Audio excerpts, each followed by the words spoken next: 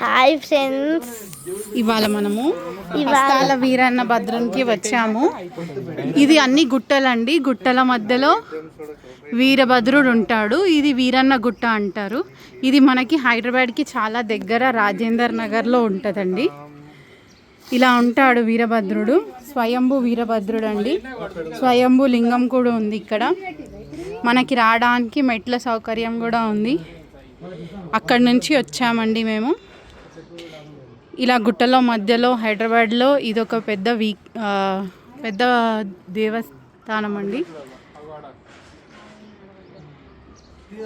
ఇలా చూడండి ఎంత బాగున్నాడో వీరభద్రుడు. ఎన్ని ఇలా హస్తాలు ఉంటాయండి వీరభద్రునికి.